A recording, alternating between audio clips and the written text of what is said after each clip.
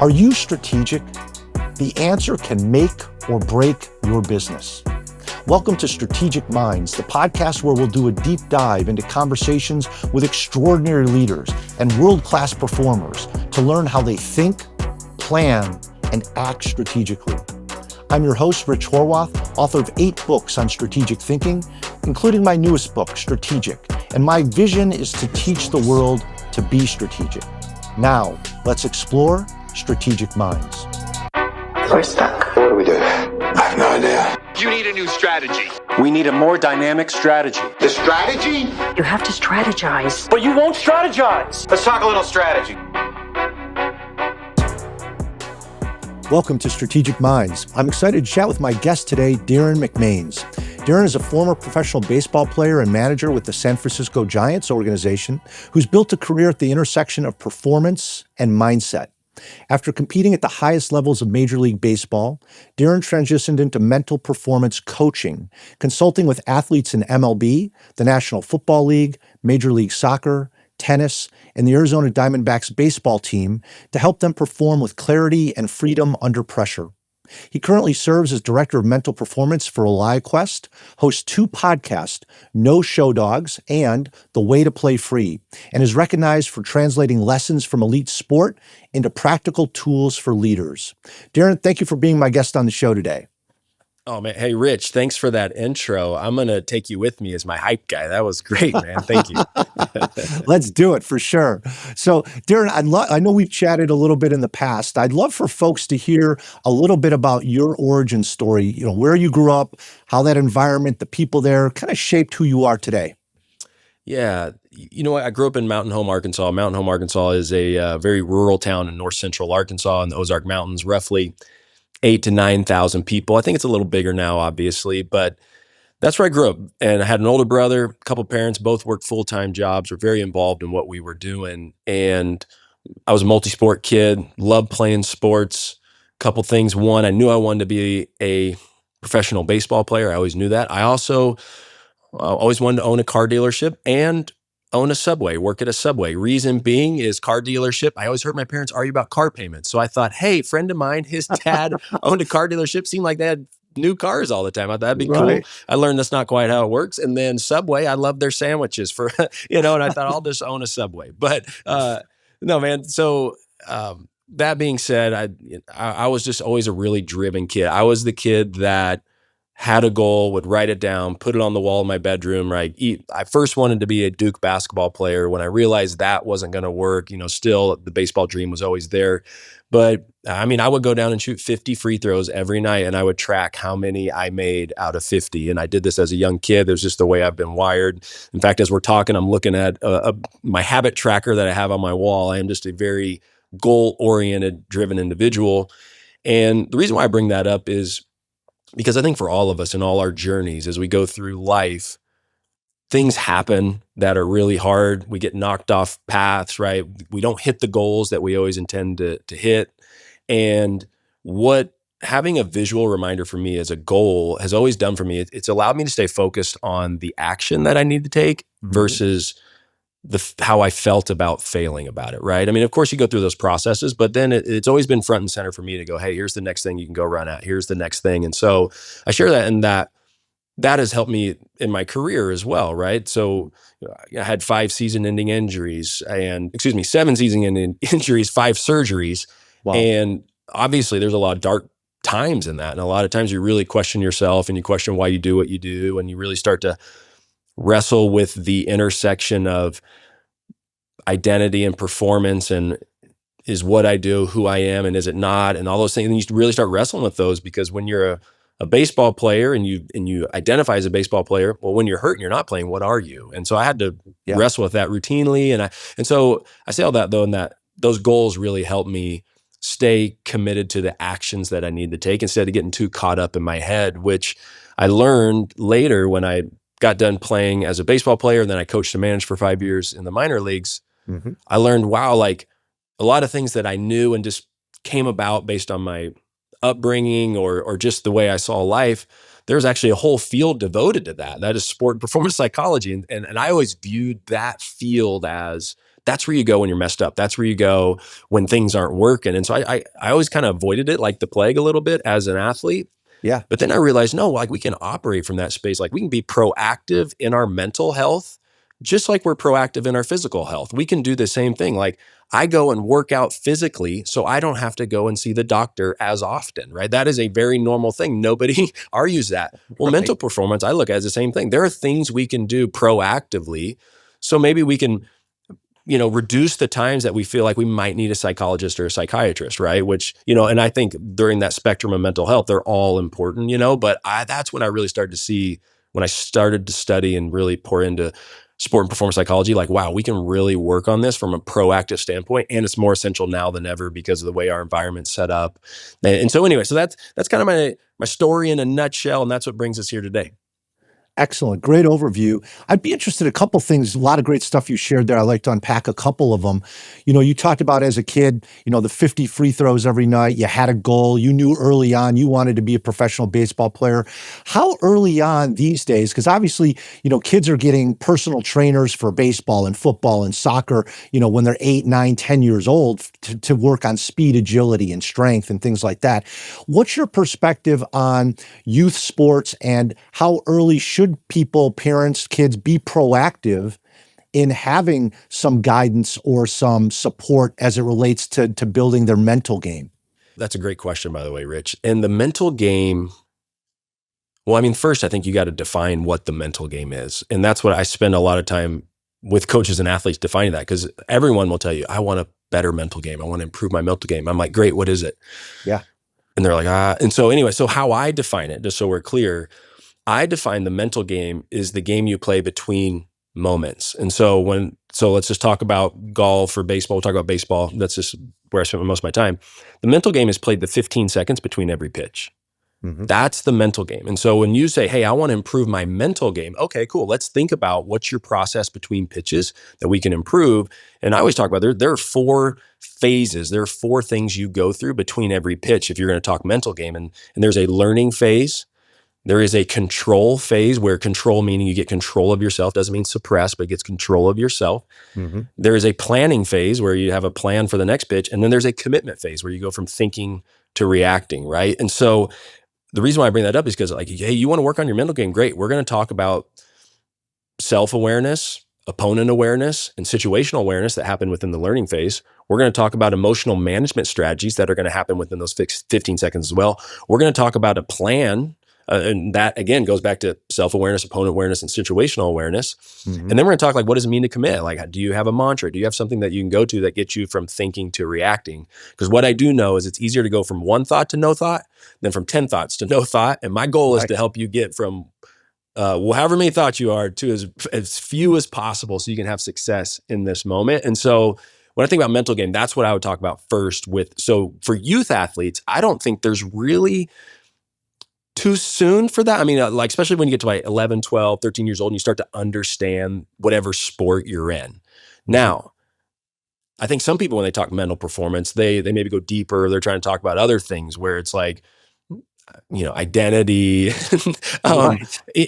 and I'm like, it's a pretty big conversation. Like, that's a big conversation for a 20-year-old, let alone a 12-year-old. And so I think in regards to mental performance for youth athletes, be very mindful of, like, someone that keeps it simple and focused on the game itself, because that's what you're trying to do, is you're trying to help them learn in the moment, trying to help them get control of themselves, have a clear plan that they can fully commit to. And that's kind of it. And I would just stay there.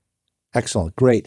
And you mentioned something else I thought was really intriguing. I'm a big believer in having practical tools to trigger our behavior. And you talked about having a habit tracker on your wall. Maybe you could share with us a little bit about what that looks like. What's involved there?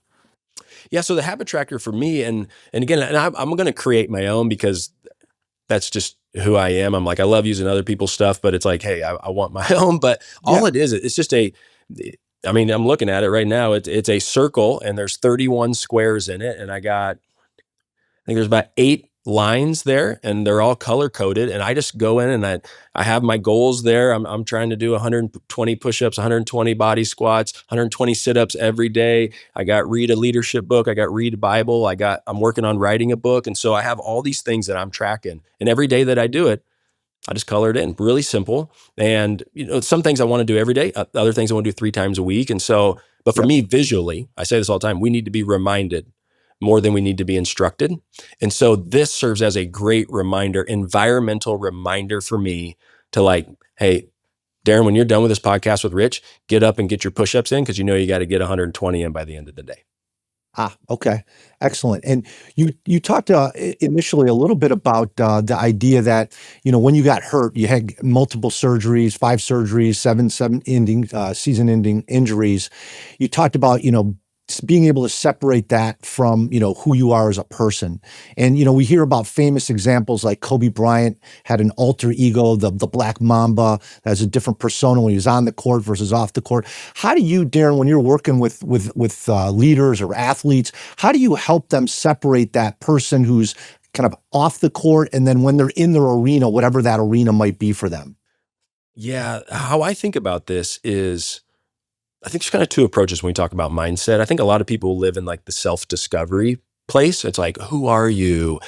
Oh, why did I do that thing? Why did I respond that way? And that's important. I'm not saying it's not important. I live more in the self-create place. It's like, hey, I'm not concerned. Like, I shouldn't say that. I am concerned with kind of what you've done in your past, but what I love about the power of the mind is like, we can go and create. We can be somebody new today that we've never been before. Like we can go out and look at like, what does this moment need from me? Like, what does my team need from me today? And when I understand that, then I understand like, well, then who do I need to be so I can show up the way my team or my teammates or my family needs me to be. And so I live in the self-create space, and that's where kind of alter egos show up. So I always start with athletes like, hey, give me your background. Let's go through those things. But at the same time, who do you need to be? Who do you want to be? Yeah. Let's start there. And then what are the habits we need to create?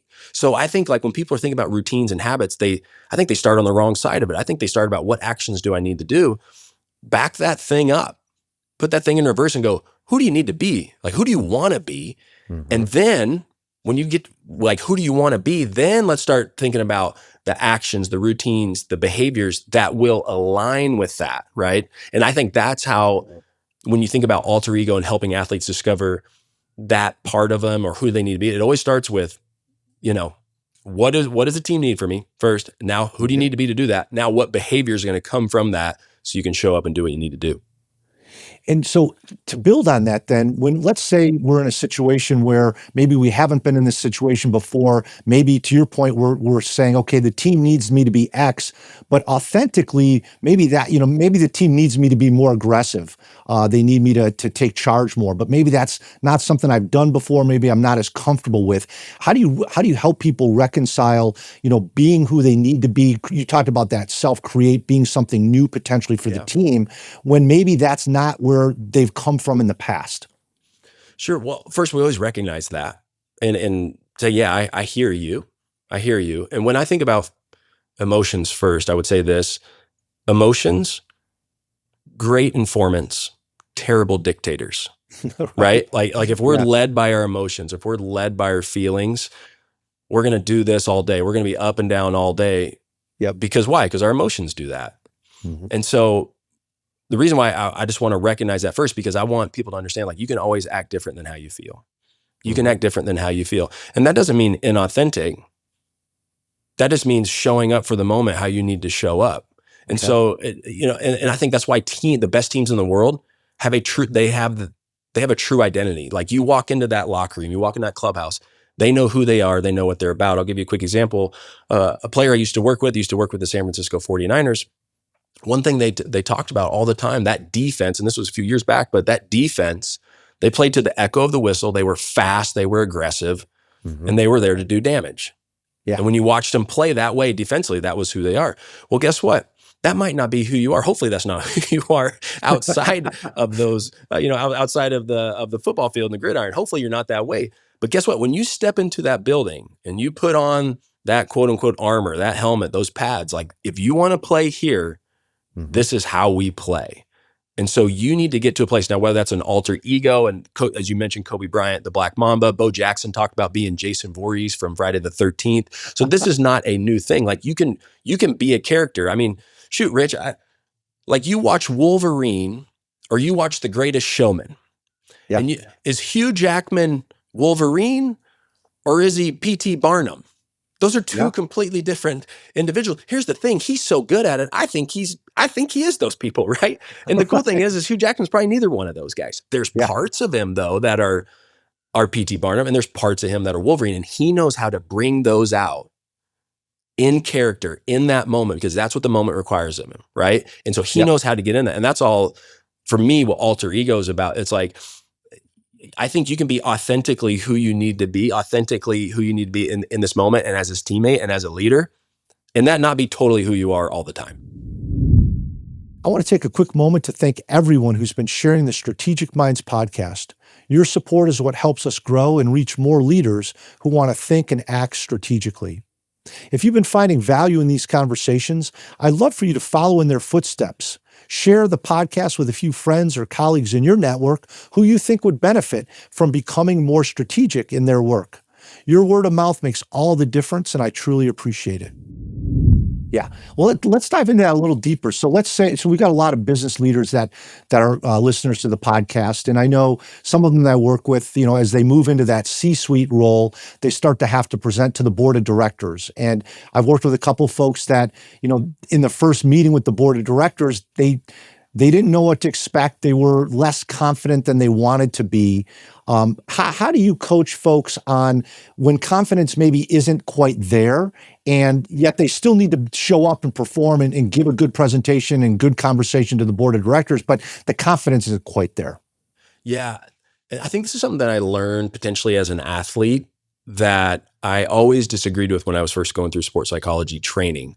Mm-hmm. Because in the world of sports psychology, confidence is king. And I would agree. Yeah, you want to be confident. I'm not saying you don't want to be confident. But what I do know as a professional athlete that stood in the batter's box, when your paycheck and your life insurance and your health insurance is all dependent on how well you perform, nobody cares how you feel. Yeah.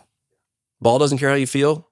Scoreboard doesn't care how you feel. Fans don't care how you feel. And so the reality is when I'm focused on confidence and how I feel, what I'm not focused on is the task at hand. Mm. Like we'll go back to baseball. The only thing that can get me out is the ball. That's the only thing that can get me out. But how many times do I step in the batter's box is 100% of my focus on the one thing that can get me out. If I don't have mental skills or if I'm not aware of this, not very often, because I'm thinking about how I feel. I'm thinking about my last at bat. I'm thinking about what that fan said. I'm thinking about what my team needs, like all these things that, again, and it's just a normal part of being an athlete. But what I would say first to an individual is like, do you have to be confident to have success? Mm-hmm. That'd be my first thing. And it's like, well, no, because I can assure you there are times where I wasn't sure how it was going to go and it went great. And there were other times, Rich, where I was like, I'm going to nail this. And I didn't. So what was the difference? Was it confidence? No. So my point being is I would start with an individual just really trying to challenge the idea that you have to be confident to have success, because what that does is it gets you away from focusing on a feeling and just also focus on the task at hand. Don't focus on how you feel about the task at hand. So that's where I would start. Do I want you to be confident? 100%. But you don't need it to be successful. And I'll just say this. I'm trying to help you prepare with certainty, and I'm trying to help you execute with certainty. But I need you to embrace uncertain results. If you don't live in that space of preparing with certainty, executing with certainty, and embracing uncertain results, you're going to struggle with confidence, because confidence is generally attached to an outcome in the future that you cannot control. Right. But I can find confidence if I prepare, right, with certainty, and then I know I can go execute with certainty, right? I can find confidence in that. And so what I would say is, like, first, confidence, don't worry about it. Mm-hmm. But that feeling that you want of some sort of insurance is going to come from a combination of preparing, knowing what the heck you're doing, and just embracing the fact that it might work, might not. I don't know. Yeah. Oh, great. So let me dive into that, the preparation piece, because I think the idea of not necessarily having to have confidence. I love the idea of focusing on the task, because I think that's something everybody can do. They can make that mental shift. Again, all the listeners out there, thinking about not my feelings, but thinking about the task at hand, whether it's a board presentation, a customer meeting, whatever it might be.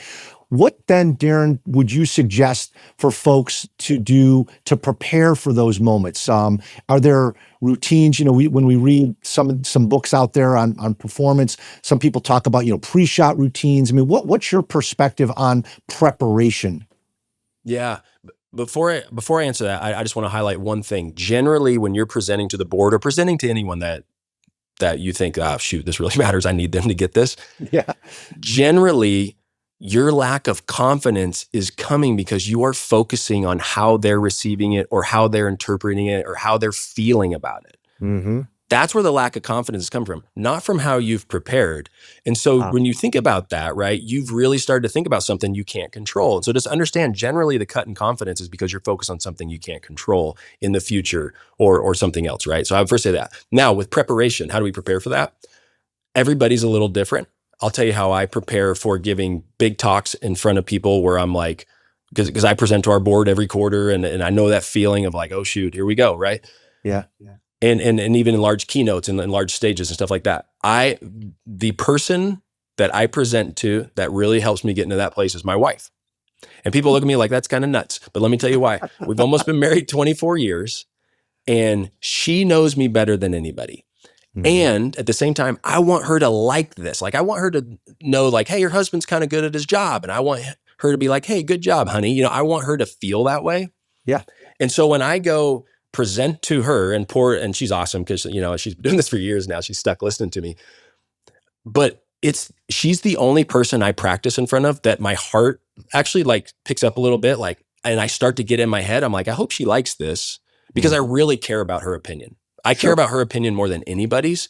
Yeah. And so I've just learned about myself. If I go practice in front of her and I go present in front of her, that's the closest thing I can get to simulating the pressure that I'm going to feel in the moment when I'm with the board, and I can be able to dive back and focus on, hey, what are my cues? What are the things that they need to know, right? And I can work through kind of my outline. I always keep an outline in my head. I can work through my outline in my head versus working through, how's this person receiving it? Oh, shoot, why are they leaning back? Oh, their eyes look glazed. Are they not paying attention, right? And so I think about that. And then here's the last thing I would say from a presenting in the moment thing that helps keeps people dialed in. This is just from experience. In every room I feel like I probably presented in of people 10 or more, there are always a couple people in there that are like, when is this guy going to be done? And I used to early on focus on them, and it would throw me off. It would distract me because I want everybody to I prepared. I really want you to hear this. This is good. I promise. Like those are the things. Right. And what I realized was like, they would throw me off. And so what I've done now, I've just trained myself, like in my first few minutes that I'm talking to a group again of 10 or more, I find one or two people right away in different parts of the room that are like, yeah, they're in it. Yeah. And that's who I just connect with. I connect with those people because they keep me in the moment and I'm not judging, oh, how can I keep everybody in? I'm just like locked in with those people. Yeah, well, it's nice to know I'm not the only person who notices the one or two people that are checking their phones and off in the distance. So that's great to hear. You talked earlier too. So this preparation, I'm thinking about. You talked earlier about the mental game, and I love the description of that 15 seconds kind of before or between shots or between the events that you're in, and I'm interested in that 15 seconds. Are you thinking that folks, do you recommend folks come up with some type of mental script? You talked about a mantra earlier. I'm wondering, what is the mantra about? Is that performance-based? Is it attitude-based? How do you like folks to approach that? Yeah, obviously different for everybody. Let's just get that out there. But what I would say, it's generally one of two things. And I call it like a go-to. Like, what do you go to? What do you go to when you got to go from thinking to reacting? Yep. And it's generally going to be one of two things. It's either going to be instructional or motivational. It's instructional or motivational. So what that looks like from a sporting context, instructional is more about mechanics or technique and those types of things. Whereas motivational would be like, well, shoot, Mookie Betts, who just talked about this actually, Game 7 of the World Series, he literally just talked about this. He was nervous, 2 outs, Game 7, and he started talking to himself when he's feeling the nerves going, come on, Mook, you got this, get nasty. That is motivational self-talk, right? That is a go-to that's motivational. Hey, Mook, let's get nasty here. So point being is like, that is something what I would tell individual. Like, does it need to be more instructional in nature? Like, hey, make sure you hit this, this, and this, or hey, keep my shoulder closed or whatever it is. Mm-hmm. if it's and talking about sport now, if it's an action that requires pretty quick reaction time, being like hitting a fastball, being focused internally, which is about my technique, not a great strategy in the moment. Maybe good in practice when things are slowed down, balls on a tee. Yep.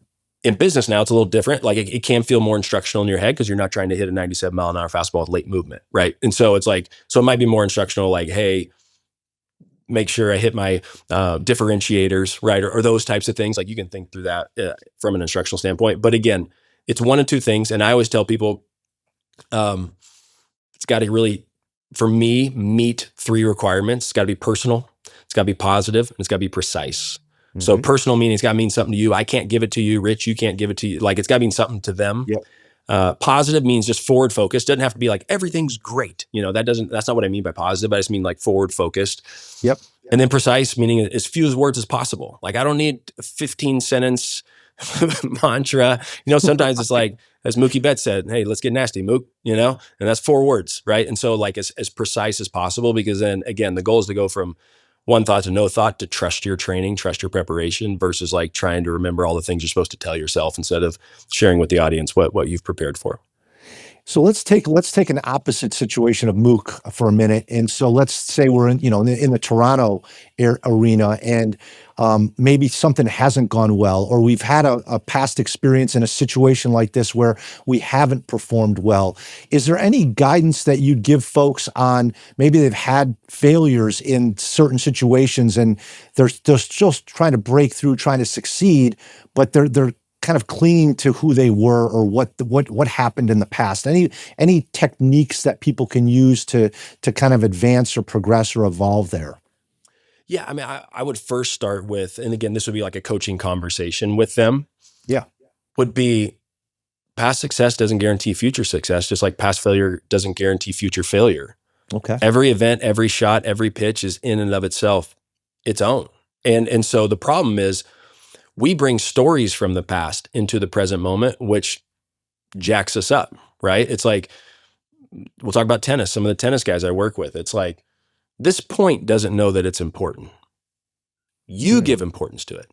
This point doesn't know that you've hit the last 5 balls long. Yep. You bring that story into it. And so the reason why I share that though, Rich, is because this is bigger and philosophical, but this is the space I live in. It's like, let's start with identity. How I see myself determines how I see the world, right? My identity determines my perspective. We don't see it as it is, we see it as we are. So that being said, well, my perspective, that determines my thoughts. So how I see the world determines how I think about it. Well, how I think about it, my thoughts ultimately influence my emotions, right? So my thoughts are going to determine my emotions.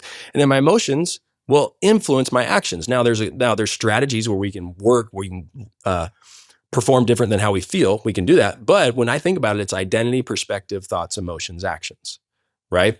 And so when I work with individuals, eventually, sure, we're going to work on actions. We're going to work on emotional management strategies. We're going to work on how we can improve our self-talk and improve our thoughts and grab onto thoughts that are helpful and kind and truthful.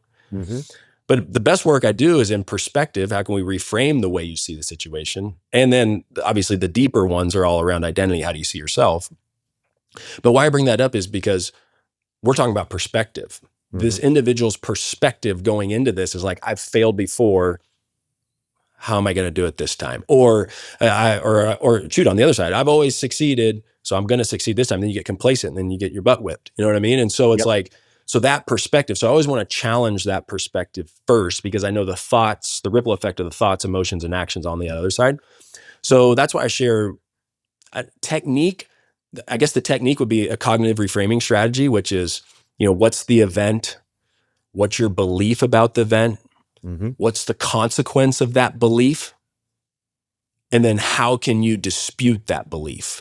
Mm-hmm. Right? So it's kind of like ABCD: activating event, belief, consequence, and then disputing it. Because that's when you start to wrestle with like, well, this perspective, me taking on this perspective of I've failed 12 times, I'm going to fail a 13th time. Terrible perspective, man. There's no way you can have good thoughts with that perspective, right? So, but then going back to what we talked about earlier, learn, control, plan, commit. If you have a process in place where it's like, okay, you failed 10 times, man, 12 times. What have you learned from that? Yeah. How are we putting those in place? Like, are we taking the time to learn? Or are we just going from one to the next, hoping that it gets better? And so that's why it's so important to have these little frameworks and processes in place. So when you do have these things, now you can challenge perspective because look, we're all human. I struggle with it as well, but I have something to fight against. I get to have a real conversation with myself that I can dispute a belief that is not helpful for me to show up and be my best self. Yeah, you shared a lot of great techniques there. The one area I still see a lot of people struggle with, even from a business perspective, in sports, you see it a lot too, is just the emotion component. You see some athletes use emotion really well and they channel it. And then you see others where they get into kind of a spin and they just don't seem to be able to get out of it in the moment. Are any thoughts that you'd have on that emotion component and how people can translate emotion from sometimes a negative into a more positive or at least a neutral? One of the first places I start with an individual, and this is probably when the first couple sessions, one thing I will ask is on a scale of 1 to 10. On a scale of 1 to 10, 10 being like your hair's on fire, energy out the yin yang, whatever. Right. 1 being like, is that guy asleep? Are you doing okay over there? So based on that, from an energy standpoint, what's the number that you need to be at to be your best? Mm-hmm. Like, what's the number? And again, I'm not as concerned so much with the number, Rich, is more as like, what I want them to just kind of really think about, create awareness around that, but articulate it in a way that I now understand. We'll just call it a 7. Hey, I need to be at a 7. Okay, cool. Now, when we go into performances, we can talk about, hey, were you at a 7? Or how do I get to a 7? Like, what's the routine before? Do you need to listen to a certain type of music? How do you need to prepare? Like, how do you get to a 7? And then when we evaluate a performance that went sideways, we can say like, well, what happened? And I can tell you a lot of times it's like, well, I got to a 9. Or I don't know, I felt like a 5 today. And so, but it starts to give us language around things that we kind of know, but not until you have a language around it can you really coach it, and it goes back to that, you can't develop what you can't define. And so let's just define what the optimal level is from an energy or emotional standpoint is. Yep. And then let's really be intentional on how we can develop some strategies and routines to get to that number. And then if it works for you, good, let's stick with that. Yeah, I love that use of that 1 to 10 scale and finding that optimal level. You see so many times in sports teams, they say, we came out flat.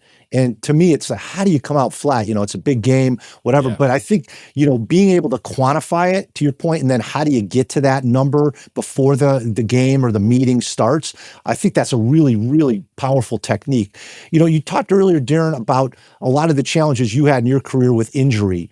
And one of the things I see sometimes is people, they have some issues, some roadblocks, some hurdles, and they get stuck. And you've obviously found a way earlier in your career to say, look, this is not going to be my last injury. And you kept fighting through it. Are there things that you took away from those moments in your career that you now use to help people overcome constraints, issues, challenges that they're seeing in their life, whether it's physical or mental?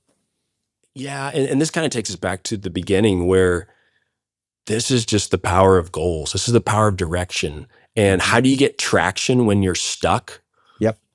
We'll have a direction to go and maybe a shorter goal. Maybe the goal is today. And so, I work with injured athletes all the time. I think about, imagine a major league pitcher, UCL blows out. Now they have to have Tommy John surgery. They're going to be out for 9 to 10 months. We already know this. Well, guess what? Their goals need to completely change at this point. And there'll be days when their goal is just get my arm to a 60-degree angle. Yeah. Like that's the goal, right? It's like, I just need to take it out of the brace. And look, that's not fun. Of course not, right? But if you don't change your goals and you're still thinking like, I can't wait to get back on the field. Success for me is back on the field. Well, guess what? You're not going to be successful for 10 months. And that's going to be a miserable 10 months. Yep. So let's really shorten those timelines. And like, again, whether they're monthly, weekly, daily goals, but having that cognitive flexibility to go, hey, what are the yearly goals all the way down to what are my goals this morning, and I tell people this all the time in the workplace. It's like, look, I divide it in 4 quarters. It's like you got 2 quarters and then you got half times lunch and then you got the last 2 quarters. And just because your first, second, and third quarter sucked doesn't mean you can't have a great fourth quarter. Doesn't mean that. Recalibrate, set a new goal, like don't, and just shorten that timeline, because then now that kind of gets me out of that spiral of thinking about how poorly my day's gone versus, hey, I have 2 hours left to at least grab a hold of something and feel good. Where I would do this all the time in baseball, tell guys, shoot, guys, there's a good chance we're going to lose the game. We're down 11-3 in the 8th inning. Like they got some pretty good relievers. Probably not going to win this game. But I tell you what, we got 6 hits right now. Let's get to 10. Let's get to 10 hits. 10 hits, we can feel good about ourselves. We'll come back tomorrow and we're going to win tomorrow, right? Yep. And just by getting them away from winning and losing and getting them back to like, hey, let's just take care of these next 2 innings. Let's just put the bat on the ball a little bit. That then picks us up. We feel good. Like we lost, that sucks, but it's like, hey, you know what? Our last couple of innings were pretty good. And now I feel a little bit better coming into tomorrow. So I would just say, like, for me, I really help people understand, like, you got to have the cognitive flexibility to really shift your goals, whether from big picture down to small picture or vice versa, however you got to do it, to make sure you show up and do what you need to do. Yeah, and that's a really intriguing technique, again, for a lot of the business leaders listening. We oftentimes have annual goals. And I think to Derin's point, let's think about what are the shorter term goals. I like the point you talked even about daily, breaking the day down into different quarters. That's a really powerful one. And Derin, one of the things I see sometimes is leaders struggling with, well, what should our goals be? There's a lot of things we could do. Should the goals be profitability? Should it be sales? Should it be relationships? Are there any things, if we go all the way to the back of setting goals, are there any counsel, thoughts that you give folks on how do you set goals? How do you pick the 3 or 4 or 5 that are going to be most important? Any thoughts there? Yeah, I think first it's, at least from a business perspective, like it always has to start with what's the problem you're trying to solve for? Yep. Like what's the problem you're trying to solve for? And the reason why we start there is because I think sometimes we start with what are our processes?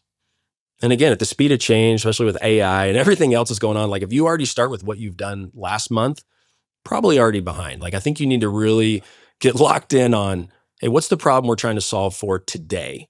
Yep. Now, whatever that problem is we're trying to solve for today, your goals should come right off of that, right? So I'll just use baseball as an example. And we got stuck in baseball's been around for over 100 years, and we got stuck in this, well, batting practice always looks like this. This is how you do batting practice.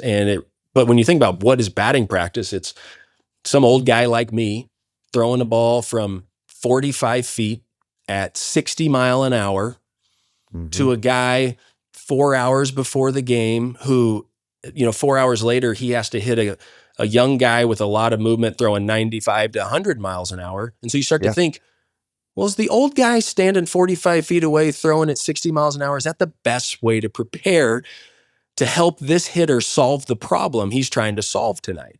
Yeah.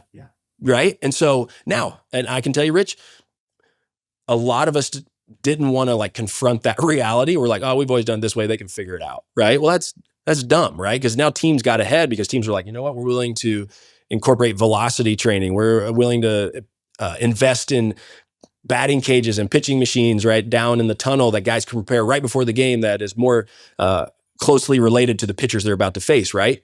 And in some cases, though, we learned that batting practice with the old guy like me just throwing the soft batting practice is kind of a feel-good session too. So it's like, yeah, it really doesn't prepare me, but it makes me feel really good because I just launched a few balls into the stands, So we found out that there's a purpose for it, right? But it's like we probably should lessen that. But anyway, it goes back to how do you know what goals to set? Always starts with what's the problem you're solving for? Always starts there. And then you start to tease that out. Well, what's the timeline after that? Like how soon do we need to do that? Who are the people that need to be involved with this decision, right? It's like, and then I was thinking about like, what are the unintended consequences? Like, what are the unintended consequences if I do this, this, and this? What potentially could happen? So I think there's a framework to go through, but with every goal, it always starts with what's the problem you're really trying to solve for. Yeah, and I think no matter what we're doing out here, everybody's got problems, issues they've got to work through. So I think that's a really useful way to think about setting the goals and at least establishing direction initially. Derin, I mentioned in the intro that you have several podcasts, and I've listened to, and as somebody who's starting out in podcasting, you've been a great guide from that standpoint. Share with me a little bit about how the podcasting has helped you in your work as a mental coach. What have you learned there that you've been able to transfer to your other work? Wow, that's such a good question. I've never been asked that before. I think one, it's helped me slow down and really think. I'm sure people are listening to this going, this guy talks fast. I'm like, man, you should have heard me a couple years ago, right? So it's really helped me slow down to really think through what am I trying to articulate with this client that I'm sitting with? So one, I think it helps with that. Two, the podcasts that I do are completely different. One is a 5 to 9 minute just teaching about how biblical principles align with mental performance principles and what that looks like. And then this other one is No Show Dogs is a 40 to 50 minute interview where we're interviewing some of the top performers in sports and connecting that to business principles. And so they're two completely different ones. But the No Show Dogs podcast, what I've learned is, man, it's just a great way to connect with other individuals to try to unpack their mindsets and habits and how they see things, because that's going to make me better. So I do it from a curiosity standpoint, because I know the more I get to meet with people like yourself or the guests that we have, I get to think about things differently. And I go, oh, wow, that's an interesting way to think about it. Like, just interviewed the Antoine Richardson, who's the Atlanta Braves first base coach. He's a new coach there. And he was with the Mets last year. We got to learn some strategies on how he approached Juan Soto and how he approaches stolen bases and how he thinks about base running. And then it made me think about the power of relationships. And it wasn't anything new per se, but it goes back to that idea I mentioned earlier. We need to be reminded more than we need to be instructed. And so when I hear a guy who's had a lot of success in his role talk about the power of relationships, and performance is more about building a relationship first before you get the output on the other side. Like, performance isn't always about performance. It's more about relationship. When I hear him say that, I go, yes, okay, I'm on the right track. I'm not crazy. I'm on the right track, and then you start going at it again. And so that's how it's helped me. One, get better in articulating what I want to communicate and coach. And then two, continue to learn from some of the best in the world, what they do. And hopefully it helps me evolve. And you mentioned earlier too, you were working on a book. Love to hear maybe just a little, without giving away too much. I'd love to hear a little bit about kind of what conceptually are you thinking about with the book, and what are you excited about that you're working on? Yeah, so it's I'm in the middle of it. I'm probably 60% done, and I'll tell you what I did, Rich. I hired a coach this year, and so I mean, I don't know how you can get better without a coach. And so I thought, I've never written a book before. I got a lot of thoughts. I've written a lot of things for people, but how do I put it in a book? And so hired a guy who's written over 40 books. I really respect the heck out of him. He's been married to the same woman for a long time. So it's like we align on a lot of things. And so I'm like, okay, this is a guy who can really help me. And then I started to think about and he's helped me with this because I had like 10 different things. He's like, look, man, like you're going into a really noisy market. And so let's just really think about like, what is something different that you've done or experienced that people might not have heard about before? And so when I think about mental performance and peak performance and those things, sure, I've had a lot of experience in those. And at one point I will write that book, but now what I don't think people have read a book on yet is, how do you take sport and performance psychology principles that I've coached in a professional sporting environment and bring them to life in a business setting. And so what I'm doing is writing a book on like, hey, this is how you do this. This is actually how you cultivate vulnerability, psychological safety, growth mindset, accountability. This is how you do it. And not just ethereally, it's literally what I've been doing for the last 5 years and will continue to do, and our entire organization at ReliQuest has adopted. And now we do. And we've been having, up to this point, a lot of success with it. And so it's not this, hey, this consultant, here's what you need to do. No, this is literally what we've done. And so I'm excited to share that in a way that hopefully people read it and it's like a leader's playbook on like, hey, if I really want to incorporate sport and performance psychology principles and actually cultivate a growth mindset, psychological safety, vulnerability in our space, this is what somebody's already done. They've had some success. Now, how can I make it my own? And so that's what I'm working through right now. Very cool. We'll have to have you back when the book is out, and we can talk more about that. That would be fantastic. But absolutely. So Derin, to close our conversation, I'd love for our listeners to get to know you even on a more personal level with 6 questions. I call it Strategic 6. So if you're cool, we'll go out with that. Let's do it. I'm nervous, actually. So, all right. All right. I love it. Number 1, what was your first job? First job was I stacked potato chips at Harp's grocery store on the weekends to make sure Frito-Lay chips were full and people could buy them. So I stocked potato chips, $10 a weekend. All right. Beautiful. Number 2, what's your favorite vacation spot? Oh man. Favorite vacation spot? Gosh, Rich, I love to travel. And so to really hone it down, well, this is recency bias, but I'll share it anyway. We were just in Rome. Our family was just in Rome last month, and the history there blows your mind. Yes. And it was just like, this is the coolest place. Now, will I ever go back there? Probably not, because I've seen it all now. And I'll go to different parts of Italy, but it was like, oh my gosh, like, yeah. So I would recommend if people have that opportunity, it was pretty awesome. Yeah, Colosseum. I mean, there's so many amazing things to see, obviously the Vatican and so forth. Yeah. Number 3, what's the one word that best describes you? Driven. Yeah, I could see that. I mean, even back in the beginning, when we talked about the free throws when you were a kid, 50 a night, I mean, that is driven for sure. 4, what's one book that's had significant impact on your development? I would say The Obstacle is the Way by Ryan Holiday. Yep, I've read it. Excellent. Yeah, and I'll just add a little bit more color to that, just because we talked earlier about identity, perspective, thoughts, emotions, actions, and I think he does a really good job of really highlighting perspective and how we can take a different perspective. Like the obstacle is not the obstacle; the obstacle is actually the way.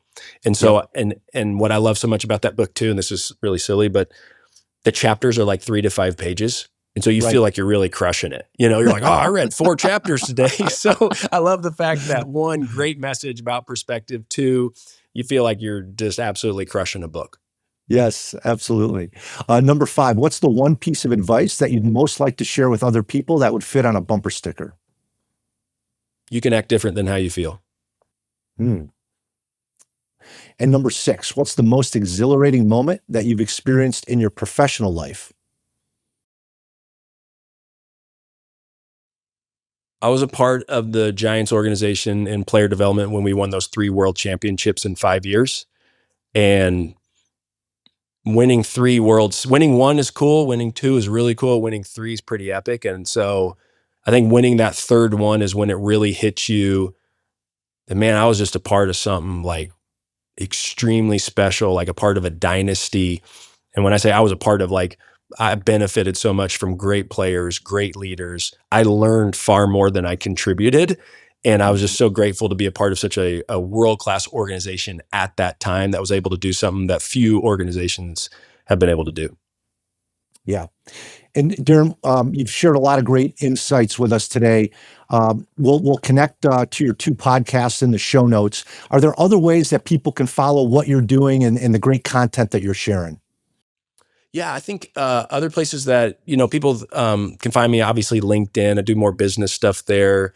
Yep. I'm on Instagram, DMAC Mindset. I don't do a lot there from like a content. I mean, we do promote our No Show Dogs podcast there. Okay. But yeah, I mean, I think Instagram and LinkedIn are probably the 2 best ways to come find me. Okay. Sounds good. Well, Derin, I really appreciate the great techniques, the useful tools, the tips that you've shared with us today. I think we've learned a lot about how we can take some of those key mental performance techniques that you've shared and translate those, especially to the business world. So thanks so much for being my guest on the show today. Rich, thank you for the opportunity. Absolutely. Any insights? You play to win the game. Any further insights? You don't play to just play it. Insightful. I want winners. I played the game to win. I want people that want to win. It's very insightful. Our Winsight, or idea for advantage today, comes from Jack Welch, former CEO of GE, who said, when the rate of change inside a company is slower than the rate of change outside, the end is in sight. The only question is when. And Reed Hastings, CEO of Netflix, said, companies rarely die for moving too fast, and they frequently die for moving too slow. 2 very successful CEOs echo the same sentiment. If we don't have a sense of urgency about getting better, about evolving the way that we create value for our customers, then there's no guarantee we're going to exist in the future. So sit down with your team on a regular basis and don't just think about the current state, think about the future state of the business. Where do you want to be and how are you going to get there? Thank you for listening to today's episode of Strategic Minds. I hope this conversation gave you some valuable insights that you can apply to your business and put into action. If you found this episode helpful, we'd greatly appreciate it if you'd leave a short review, maybe even a 5-star review on your podcast player. And thank you to everyone who's been sharing the podcast. Your support really helps us grow and make the world a little bit more strategic. If someone in your network could benefit from this conversation, please feel free to share it with them. If your team is ready to strengthen its strategic thinking and planning skills and get beyond the day-to-day tactical grind, visit strategyskills.com. There you can explore our workshops, online courses, strategic coaching, free Strategic Thinker newsletter, and my latest book, Strategic. You can also take your leadership development to the next level with the Strategic Fitness System, our state-of-the-art executive development platform. Until next time, remember, be strategic to be your best.